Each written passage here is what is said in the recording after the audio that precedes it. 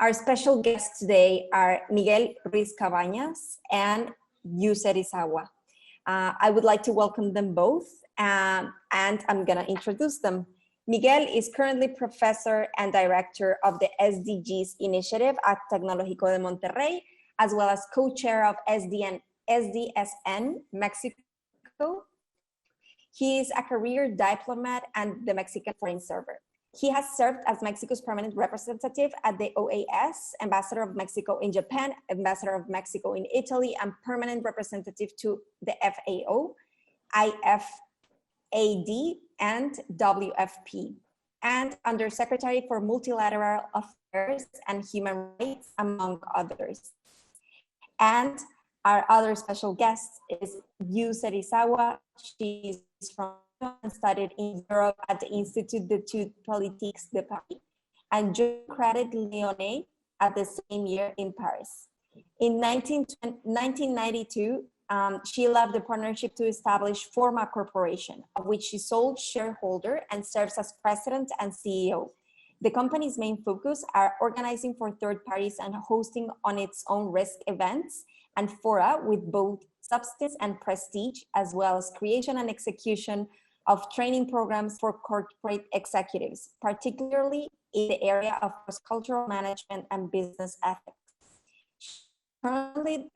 She's currently Director of International Affairs of the Science and Technology in Society, the SDS Forum, a global initiative founded by Koji Omi, former Minister of Finance of Japan, which held its inaugural meeting in November 2004, and every year since in Kyoto, Japan. So Ambassador Miguel and Ms. Yu, welcome to this. I will give you the floor. Thank you very much, Lucia. First of all, I thank you to you and all the organizers for having invited me to participate in this very, very important conference, especially in the company of a great person, a great specialist like Yu Serizawa, which I have the privilege to have met during my tenure in Japan a few years ago. Good morning, Yu. Very nice to have you here. Thank you, Miguel. Well, we have been asked to hold a conversation on how the whole world can promote greater, improved, strengthened international cooperation as related to artificial intelligence, as well as other emerging technologies which have a great potential to disrupt the way we produce, we consume, the way we live, the way we work. And these trends, I think, will have an impact no matter if the degree of development of the specific country. They're having an impact in Japan, in Mexico, in practically all the countries of the world. So we need this strength and cooperation. And you have been associated for many years now with the SDS Forum. And in this forum, you have been engaged in promoting international cooperation among governments, among majors of cities, among international organizations, experts, Nobel Prizes. And for many years, you have held this international reflection on how to deal with these new science and technology trends. What can you tell us about what you have learned within the SDS Forum about how to promote international cooperation? Thank you. Good morning to all. And first of all, I would like to thank my hosts for having me today. Let me tell you that it's 2 a.m. where I am in Tokyo, Japan. So excuse me if I'm a bit slower than usual, but I will try my best. And secondly, maybe before I answer directly to your question, Miguel, I would like to go back to the history of the SDS Forum. So SDS Forum stands for Science and Technology in Society Forum. So the second S is society, and that's what makes it very different from other scientific meetings. Because the founder of the SDS Forum, whom you cited, both you and Lucia, is Koji Omi, who's Japanese. First, he was a high government official at the Ministry of Economy, Trade and Industry, the famous MITI, and now METI. And then for 26 years, and then he was 26 years member of the parliament in Japan. And during the time he was member of the parliament, he was 3 times minister.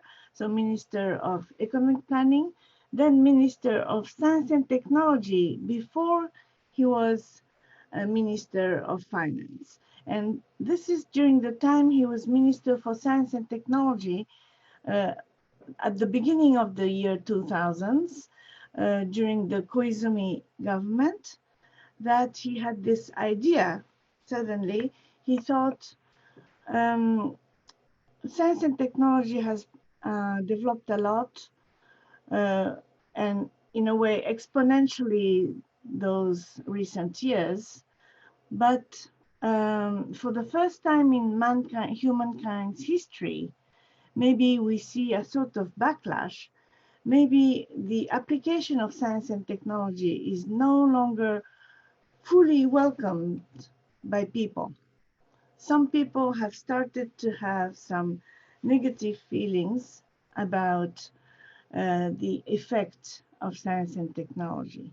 And he felt that it was important that not just the scientists gather about this problem, but it was very important to also involve the other parts of society. That's why we created this name, Science and Technology in Society.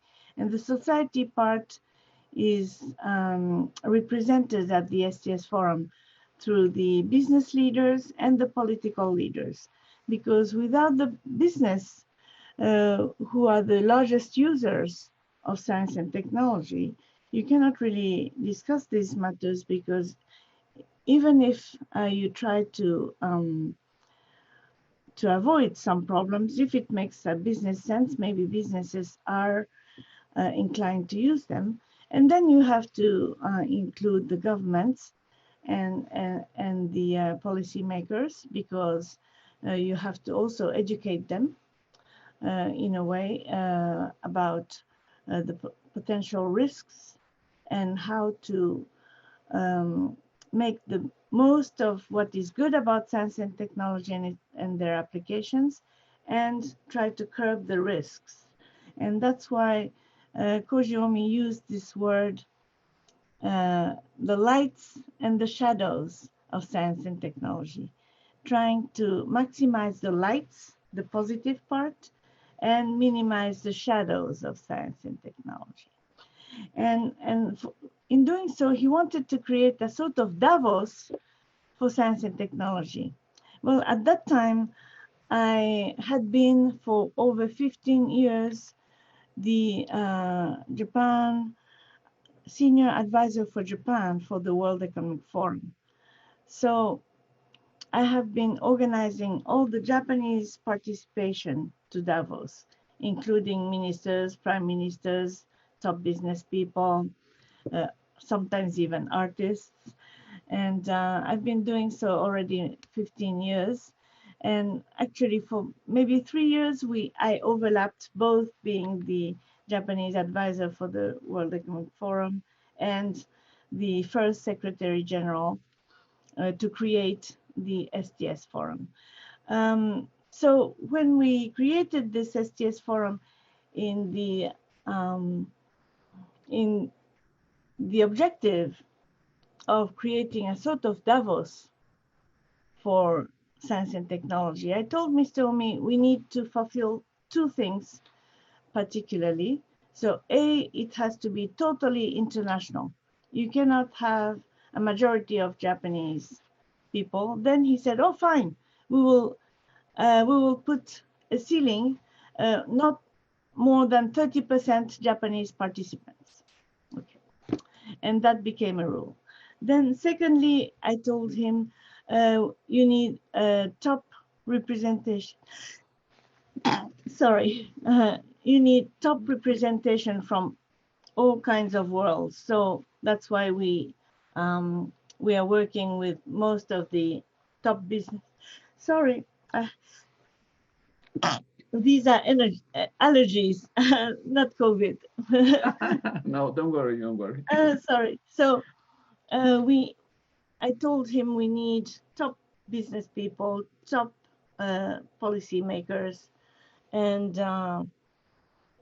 of course representatives of the media and the society and so forth. Now, from day one, so 2004, November was the very first inaugural meeting in Kyoto, and we decided to hold it every year in Kyoto, Japan from then. So the objective already shows what is the main message from the Science and Technology in Society Forum is every year we treat about many different aspects, of course, energy and environment, global health, information communication technologies, and now I will talk about that later. AI, of course, is a major topic. And then many others, such as international collaboration, how to nurture science and technology talents, how to avoid brain drain, that sort of things. But every year we publish a statement. So we just had our 17th annual meeting already. So including the preparation period, I've been involved with SDS Forum now 18 years.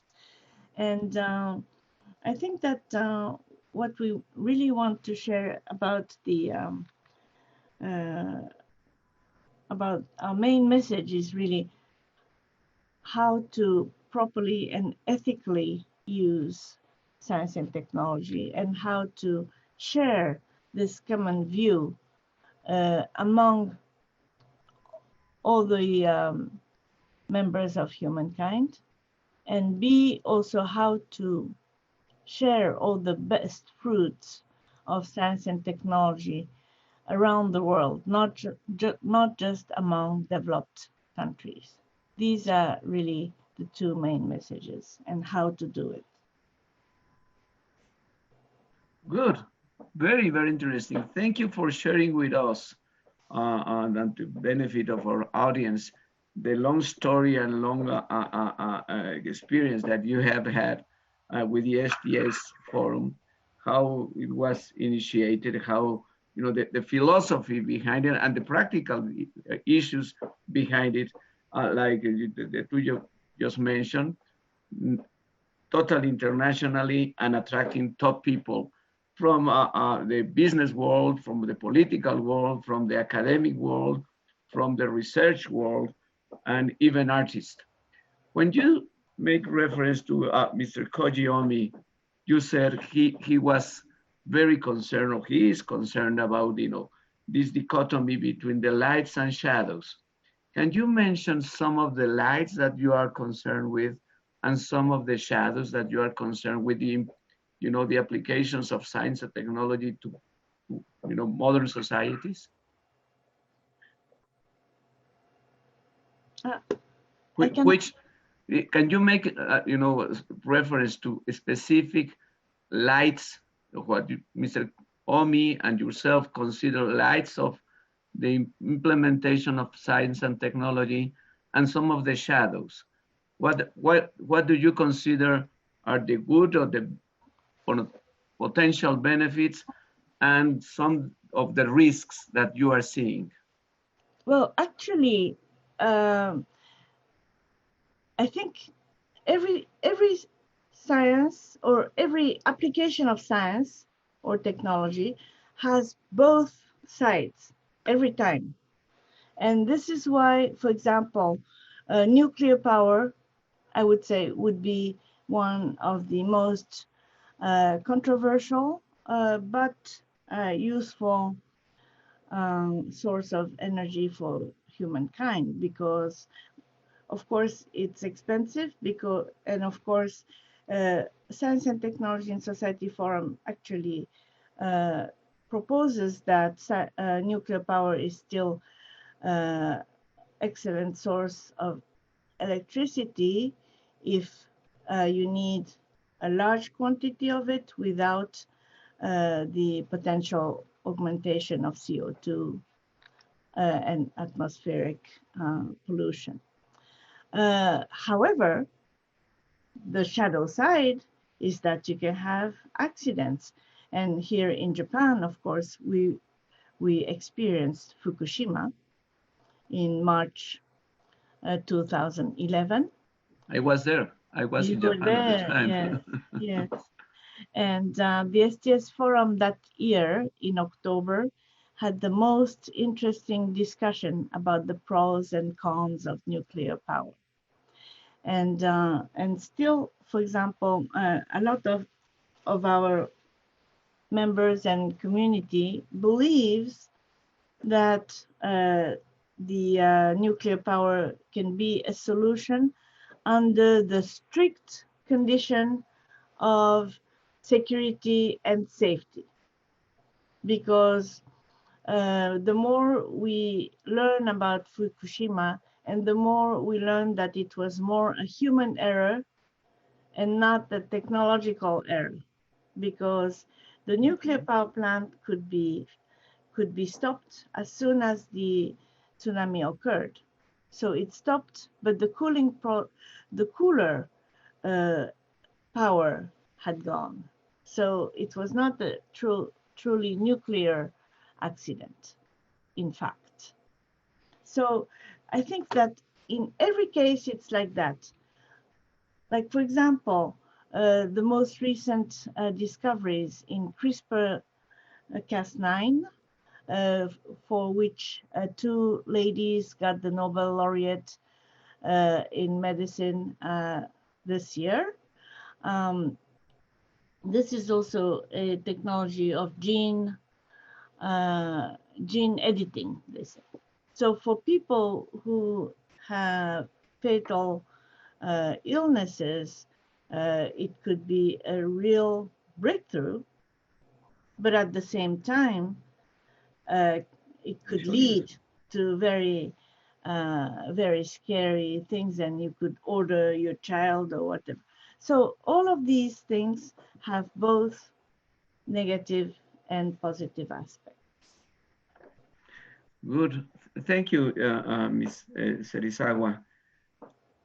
Do you see, or do you think that international consensus on the ethical side of the use of this kind of new technologies, you just mentioned gene editing emerging? Do you think that in this Kyoto Forum, have you seen that there is an international consensus emerging on how we as human race, as humans, should deal with this? You just mentioned that science and technology always have this duality, Yes. and the science and technology may be neutral, but it is the use that you give them when you become in trouble, or you're putting people in risk. So my question to you is, do you think that there is an international consensus on this ethical side on the uses of these technologies? I think a consensus is never static, because technology and science evolves. Mm-hmm. So you have to constantly work on it and constantly update it. And this is why also we happen every year, but we also have regional ones. Every year we have one in the United States, in India, in ASEAN, in Europe, and We started this year with Russia, and next year I might also say that we will be probably inaugurating one with the CELAC countries, Latin American countries, in Mexico. Mexico, I know. So I think that consensus has to be built and rebuilt, etc., according to the evolution of science and technology. You have to constantly work on it, and even then it's very difficult to have like a full consensus because, as I said, some countries might take advantage of maybe slightly looser legislation to move ahead and try things that might be ethically questionable. Cloning was one of the best example. You know, you can say in general, yes, cloning is should not happen. Cloning should not be allowed of full human being, I mean. But I think we now have the technology to do so. Mm-hmm. Good. You mentioned, and I thank you for this, that you mentioned that you are in the SDS Forum promoting, an ethical common view, but at the same time, you are committed to the sharing of the promotion of sharing the benefits of science and technology. Yes. No, yes. without benefiting only a few countries or developed ones or so. How can you do that? I mean, I guess this is something very important for many countries. I'm very glad that you are organizing a special regional meeting with Latin American countries. I know that the current foreign minister of Mexico, Mr. Ebrard, is very interested in promoting this. And I'm, as a Mexican, I'm very glad because of this. But how can you promote in practical ways the sharing of knowledge in science and technology? Yes. For example, at the very first meeting of the SDS Forum in 2004, the Canadian government came with a proposal to the entire floor of the SDS Forum, saying that the Canadian government started as part of its ODA, Official Development Assistance Program, not just sending money to create hospitals, to create schools, to create whatever to developing countries. But they started this program where they are sending scientists on the ground to conduct research on the ground on specific topics that are particularly needed in that country or in that region, and to stay there to create capacity building for research in their own countries. Now, having heard that, the Japanese government said, good idea. And so the next year, the Japanese government also included in its ODA program, not just financing, but the financing of sending out top scientists in Africa, in Latin America, in everywhere in the world. And I think that this is also about building little blocks by blocks, but for, taking a more recent example, now with the vaccination of COVID that's coming up, which is exciting, but if you only can send vaccines to developed countries, and we are already at this year's SDS Forum, we heard many times the expression vaccine nationalism. And so if you cannot vaccinate the people from the developing world, and only some people, maybe G20 countries, can be vaccinated, you're not safe because we're on the same boat. And so you need to send out vaccines, you need to send out testing capacity and so forth also to the developing world. And this is where we really need to work together. Of course, environmental problems, sustainability is another a great example because there's no borders up there in the air and in the atmosphere. So you need to work all together. And this is where we need to share more, not just science and technology, but we talked a lot at the SDS Forum about the sharing of best practices, because sometimes the technology is there, but the practice isn't there. So I think that both are extremely important. I agree fully with you in this issue of the vaccination. It has to be all over the world, or it will never be successful. But let me raise just final question, final issue. Many people are saying that they are afraid about a new competition and division between, the United States and China and probably Russia or the European Union. What will be the role of the SDS Forum in, helping in preventing this new division of the world, because the division is economic and technological. Yes. How can we prevent that the world becomes, separated in 2 or 3 blocks? This is a much more difficult issue. At the SDS Forum, we try to not to be too political in that sense, although we do have policy makers. We believe that continuing the dialogue is extremely important rather than stigmatizing one part of the other of the people. Although I must say that, for example, for many, many years, we have suffered from our relationship generally between China and Japan. So we did not have so many Chinese participants. Now it seems that they're coming back.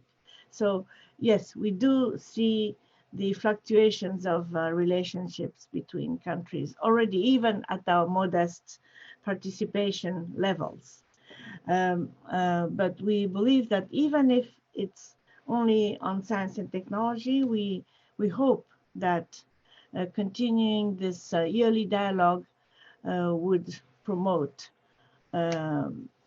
international collaboration at the global level.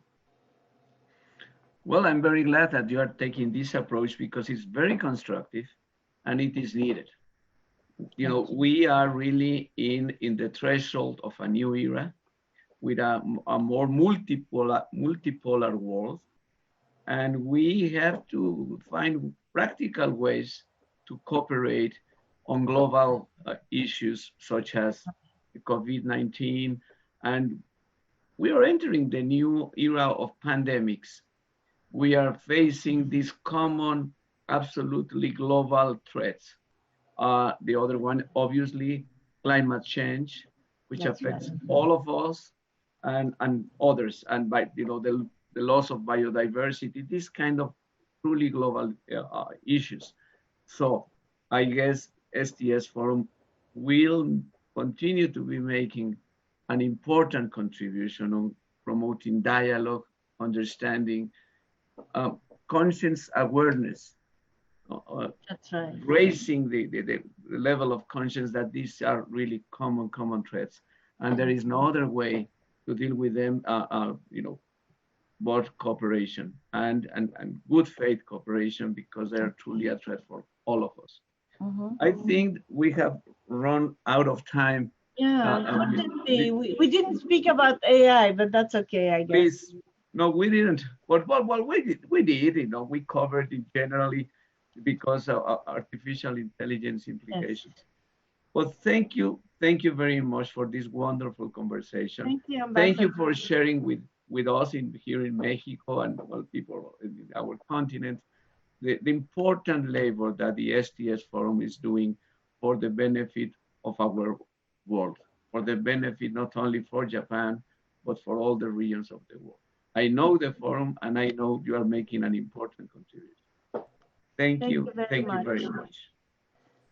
Thank you both, Ambassador Ruiz and Ms. Yu, for your participation. We know for sure that nowadays we need to collaborate between countries and cities to exchange knowledge.